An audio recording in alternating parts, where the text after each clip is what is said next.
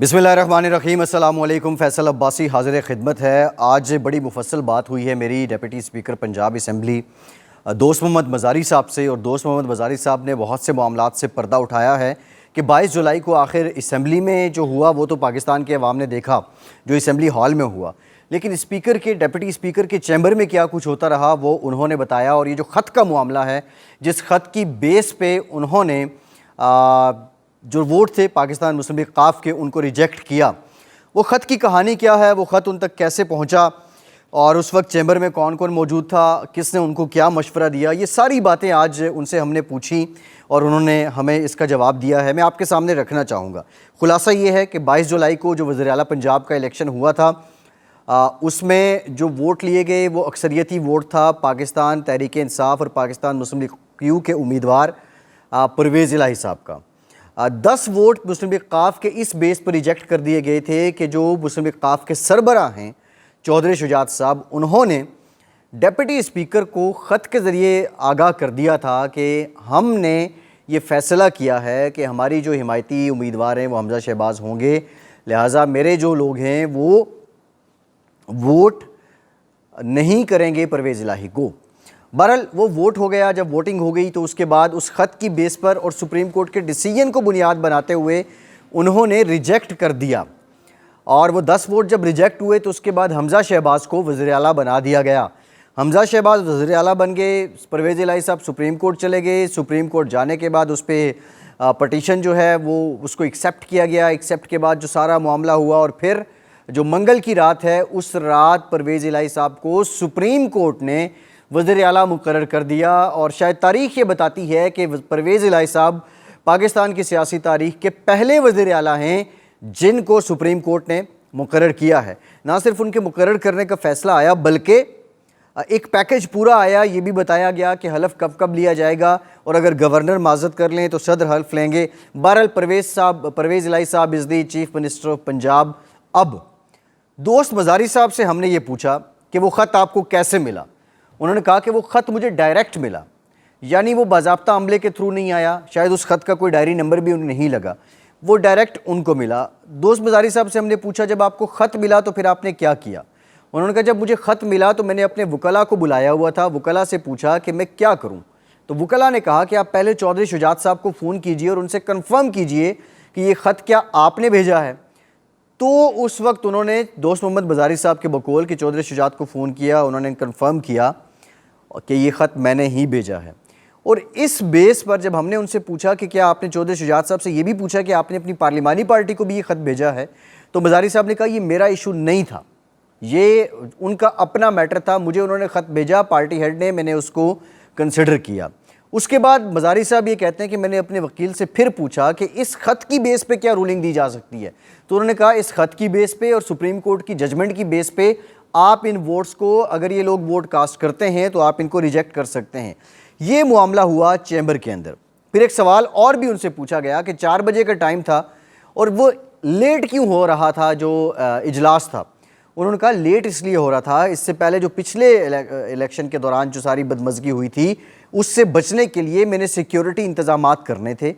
Assembly का अमला मेरे साथ ताउन नहीं कर रहा था। बहरहाल मैंने जैसे तैसे भी वो इंतज़ामात किए, वो करके इलेक्शन कंडक्ट करवा दिया। और लेट होने के दौरान मीडिया में भी खबरें चल शुरू हो गई कि कंटेम्प्ट ऑफ कोर्ट लगेगा, डिप्टी स्पीकर तौहीन अदालत कर रहे हैं। फिर उन्हें हुकूमती जो लोग थे, मुस्लिम लीग नून के जो लोग थे, उनके फ़ोन भी आ रहे थे, PTI के लोगों के फ़ोन भी आ रहे थे। बहरहाल उन्होंने बड़ी मुश्किल के बावजूद, जो पंजाब असम्बली का अमला है उसके ताउन ना करने के बावजूद, इस इलेक्शन को कंडक्ट करवा दिया। तीसरी बात, ये सब उस वक्त हो रहा था बकौल दोस्त मज़ारी साहब के, जो डिप्टी स्पीकर का चैम्बर है उसके अंदर। और ये भी हमने उनसे पूछा कि आपको 1.5 घंटा कायल किया गया उस दौरानिए में कि आप इस ख़त को कंसिडर करना और आप करना नहीं चाह रहे थे। दोस्त मज़ारी साहब ने इस बात की तरदीद की। उन्होंने कहा कि इस ख़त से मुतालिक मेरी बात सिर्फ चौधरी शुजात साहब से हुई, मुझे किसी ने कायल नहीं किया, और ये मैंने अपने लॉयर से मशवरे के बाद इस ख़त की बेस पर वोट्स को रिजेक्ट किया। ये सारा मामला है जो दोस्त मज़ारी साहब रखते हैं। फिर हमने उनसे ये भी पूछा कि तहरीक अदम एतमाद आई तो आप क्या करेंगे।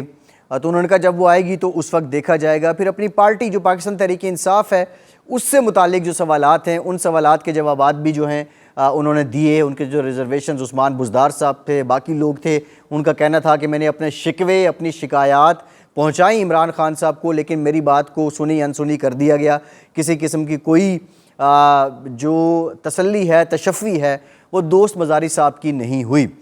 अब जब ये रूलिंग आ गई तो हमने पूछा कि what to do next.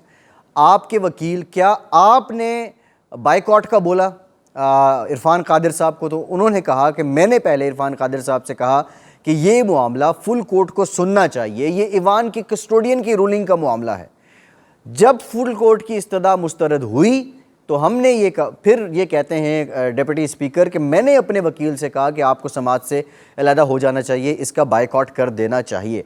Most important बात है कि अभी तक जो रिव्यू पटिशन है इस फैसले के ख़िलाफ़ वो नहीं गई, रिव्यू में नहीं गए दोस्त मज़ारी साहब। हमने उनसे पूछा कि क्या आप रिव्यू में जा रहे हैं, तो उन्होंने कहा कि हम इस बात को अभी कंसिडर कर रहे हैं। ये सारी स्टोरी है, ये सारी इनसाइट्स हैं जो 22 जुलाई को स्पीकर के चैम्बर में होता रहा। 22 जुलाई को जो दोस्त मज़ारी साहब का मौक़िफ़ है कि किस तरह उस दिन भी उनके लिए बहुत बड़ा इम्तिहान बन चुका था ये इलेक्शन कंडक्ट करवाना, और किस मुश्किल में उन्होंने ये इलेक्शन कंडक्ट करवाया। बहरहाल जो उसके बाद का डिसीजन है वो पाकिस्तान की अवाम के सामने है। परवेज़ इलाही साहब वज़ीर आला मुंतखब हो चुके हैं। अब अगला सिनेरियो क्या होगा पाकिस्तान की सियासत में, ये तो खैर वक्त ही बताएगा। लेकिन ये वो वर्जन है जो पहली बार आप देख रहे हैं।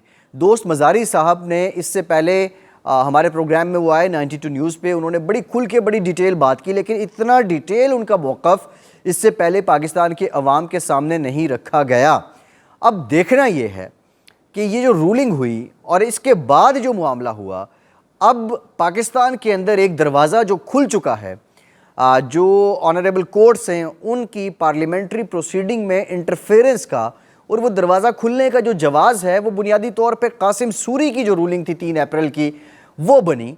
कासिम सूरी ने जिस तरह आर्टिकल 5 का सहारा लेके तहरीक अदम एतमाद को मुस्तरद किया रूलिंग देते हुए, उसको बगावत के साथ रिलेट किया, वो एक पॉइंट बना जिस पे majority of the politician, majority of the parliamentarians ने इत्तफाक किया कि कोर्ट अब इस आइन शिकनी पे अगर इंटरफेयर कर रही है तो दैट इज़ फाइन। वो एक दरवाज़ा खुला। वैसे तो अगर आइन का आर्टिकल 69 पढ़ें तो उसमें कोर्ट की पार्लियामेंट की प्रोसीडिंग में कोर्ट नहीं आ सकती है, लेकिन अब उस दरवाजे के बाद उस वक्त जो पाकिस्तान तहरीक इंसाफ जिसकी मुखालिफ थी कि कोर्ट का काम नहीं बनता कि वो पार्लियामेंट्री प्रोसीडिंग में आए, आज दोहरा मयार देखें कि परवेज़ इलाही साहब जब ये मामला लेकर गए तो बराबर बराबर पीटीआई खड़ी थी और उन्होंने विक्ट्री को भी इंजॉय किया, और आपके सामने उनका क्या मौक़िफ़ था, आर्टिकल 69 को डिस्कस नहीं किया गया। सवाल ये है, दूसरी जो बड़ी अहम बात की जा रही है, यहाँ पे गवर्नर रूल की बात हुई। गवर्नर रूल के मामले पे राना सनाउल्लाह साहब सिर्फ खेल रहे हैं, सिर्फ मीडिया के साथ, गैलरी के साथ खेल रहे हैं, लोगों को एक पॉलिटिकल स्टंट कर रहे हैं। पीपल्स पार्टी गवर्नर रूल के हक़ में नहीं है। ताज हैदर साहब ने कहा जो गरजते हैं वो बरसते नहीं। गवर्नर रूल नापसंदीदा है पीपल्स पार्टी की नज़र में, लिहाजा पंजाब में गवर्नर रूल का किसी किस्म का कोई इम्कान नहीं है। लेकिन back to the proceeding of the parliament and the courts, अब हुकूमत कह रही है कि हम इनके जो इख्तियारात हैं वो महदूद कर देंगे या हम रूल्स को चेंज कर देंगे। रूल्स को पार्लियामेंट चेंज कर सकती है, कोई नई बात नहीं है, ये पार्लियामेंट का इख्तियार है, पार्लियामेंट का काम ही कानून साजी है। वो रूल्स बनाकर अदलिया को दे सकते हैं, ये कोई शोशे वाली बात नहीं है, इसमें कोई दो राय नहीं है। Majority of the public, they are representative of the public of the Pakistan, तो उनको ये इख्तियार है कि वो अगर अवाम के तर्जुमान होने के नाते, नुमाइंदे होने के नाते वहाँ बैठ के वो कानून साजी करें जो वो बेहतर समझते हैं। बहरहाल ये सारी स्टोरी है पंजाब में।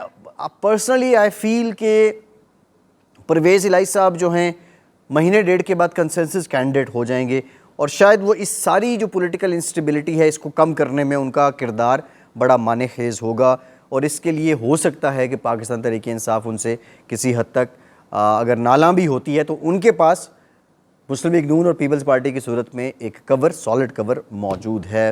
फैसल अब्बासी को इजाज़त दीजिए।